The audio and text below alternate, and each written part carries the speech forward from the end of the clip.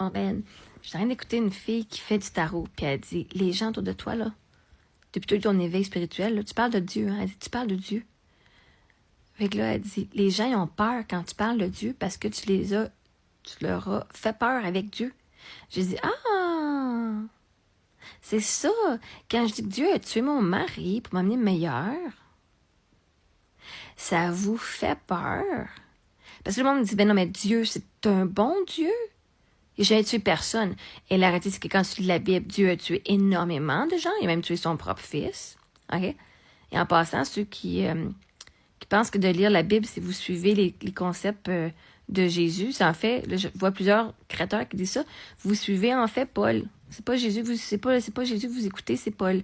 Hein, c'est les enseignements de Paul que vous suivez plus que Jésus.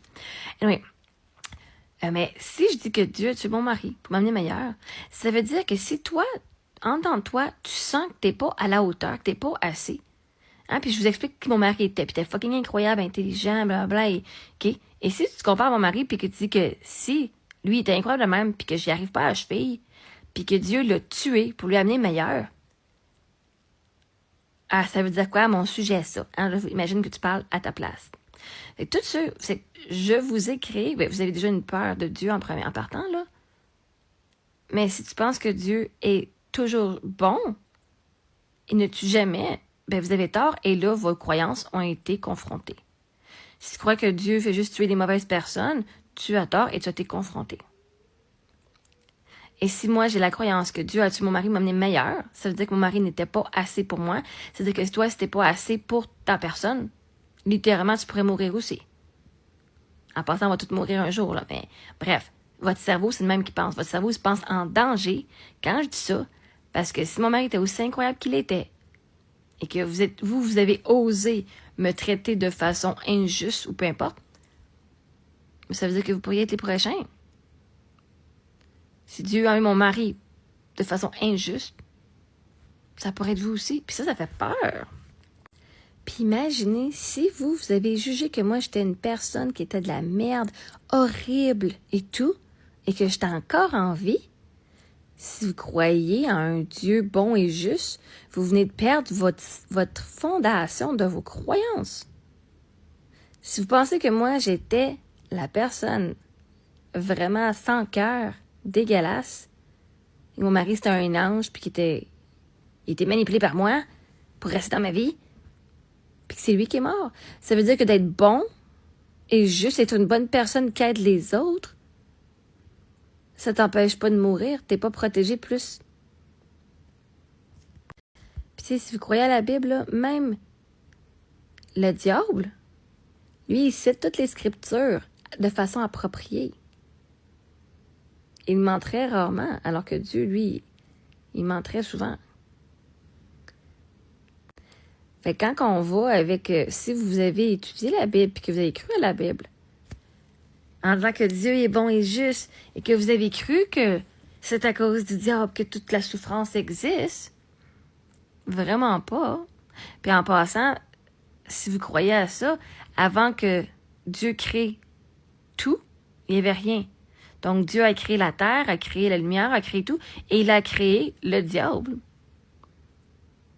Puis c'est le diable qui tue tout. Fait que vous me dites que le diable est plus puissant que Dieu. Non, Dieu tue pas, c'est juste le diable qui tue. Donc, littéralement, Dieu qui est le tout-puissant n'est pas si puissant que ça parce que, littéralement, le diable peut tout venir scraper les affaires de Dieu. Je pensais qu'on avait un Dieu vraiment plus puissant que ça ici, là. Puis une chose qui vous fait peur, c'est que si toi tu te dis, oh my God, si j'ai été un petit peu pas correct avec ma personne, littéralement, Dieu pourrait m'enlever la vie, pourrait venir me tuer.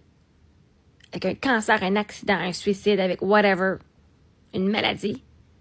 Pour que mon mari ou ma femme ait quelqu'un de meilleur? Ouais. Parce que quand Dieu enlève de quoi, c'est pour te donner meilleur toujours. Un nom, c'est une redirection. On a un nouveau plan pour la personne qui va survivre. Et ça fait peur pour les gens qui disent « Hey, si je meurs, est-ce que tu vas te remarier? Je veux pas que tu te remaries si je meurs. » Comme si t'es la meilleure personne sur la planète.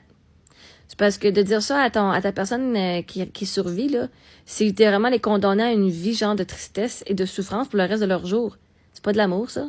Si tu dis que tu aimes ton partenaire de vie ou ta partenaire puis que tu lui empêches de se remarier parce que tu penses que tu es la meilleure sur la planète, un petit peu de contrôle, hein?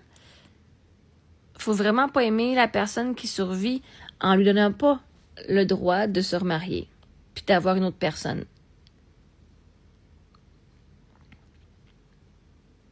Vous n'avez pas peur que Dieu vous tue. Vous avez peur que peut-être vous n'aviez pas une si grande importance que ça dans la vie d'une personne. Ou que la personne l'a peut-être manifesté de façon inconsciente, puis qu'elle voulait avoir mieux, puis qu'elle ne pouvait pas juste pas vous le dire, elle n'était pas consciente. Ça fait peur, hein?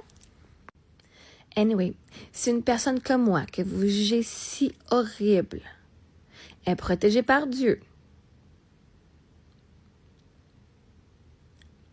soit que votre croyance que Dieu est bon et que les gens qui méritent la vie sont encore en vie, soit vous avez tort, parce que littéralement, je serais l'inverse de ça, selon vos croyances, ou soit que vous avez tort sur le Dieu qui tue pas personne, qui est gentil, puis qui est bon. Right? Si tu crois que, les bonnes personnes, là, oui, ils s'en vont au ciel, mais moi, je suis bonne, on est sauvés parce qu'on est des bonnes personnes. Hein? Beaucoup de chrétiens et de catholiques vont faire des actions pour être des bonnes personnes pour gagner leur ciel. Premièrement, ton ciel est déjà gagné. Tu n'as pas besoin de le mériter. Là. Dieu vous le donne déjà directement lui-même. Si tu crois qu'il faut que tu gagnes, c'est parce que... Si tu crois qu'il faut que tu prouves que tu es une bonne personne, c'est parce que tu l'es pas une bonne personne. Généralement, une bonne personne n'a pas besoin de prouver qu'elle est une bonne personne. Donc, tu n'aurais littéralement pas besoin de te prouver pour gagner ton ciel. Tu le gagnerais juste parce que tu es une bonne personne. S'il faut que tu fasses absolument les choses dans la Bible pour être une bonne personne, c'est parce que tu ne l'es pas. Mais oui, si toi, tu crois que Dieu protège les bonnes personnes, puis que moi, je suis encore à vie, puis que tu ne me considères pas une bonne personne, ça veut dire soit que tu as une mauvaise vision de qui je suis, ou une mauvaise vision de ton Dieu. Et tout là, si c'est ta vision de ton Dieu, ou peu importe, tu as tort sur un des deux sujets. Mais Dieu a tué des innocents aussi. Et ça, si t'es pas prêt à l'avouer, c'est parce que t'es pas prêt à lire la Bible comme du monde. Parce que c'est pas le diable qui les a tués. C'est littéralement Dieu. Et d'accepter que Dieu était tout, le bon et le méchant.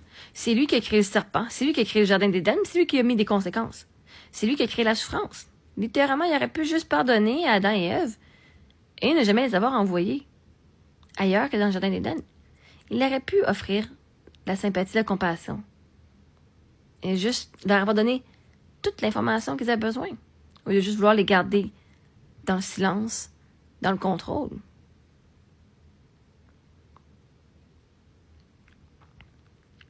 Il a fait son choix. Fait que le diable les a libérés en leur donnant l'option de la vérité. Mais anyway, fait que quand tu regardes comme ça, si je dis Dieu a tué pour me donner le meilleur, si toi tu te penses pas super bon, ça fait peur. Parce que là, c'est toute la fondation de qui tu es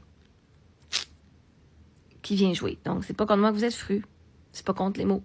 C'est ce que les mots viennent provoquer en vous. Donc, allez voir et parler avec votre psy de ce que ces mots-là viennent provoquer comme émotion en vous, comme peur, comme sentiment d'impuissance. Hein, parce que si Eric est mort à 32 ans, ça veut dire que tu peux mourir toi aussi à 32 ans. Tu peux aussi mourir à 40 ans. Ma mère est morte à 49 ans. 48 ans. Puis si des gens qui sont des bonnes personnes, qui sont en santé, sont mortes comme ça, de nowhere, il n'y a personne qui est en sécurité, que tu aies de l'argent ou pas, que tu aies une assurance vie ou pas, que tu aies une famille ou pas, que tu aies une job ou pas, que tu sois heureux ou pas. Puis ça, c'était peurant. Parce que les croyances qui te gardaient en sécurité dans ton propre corps, n'existent plus. Tu n'as même plus ces fondations-là. Toi, tu vas te trouver une autre façon de te donner de la sécurité dans ton corps. Allez consulter, ça va être la meilleure façon si vous vous sentez en détresse après avoir entendu ce que j'ai dit.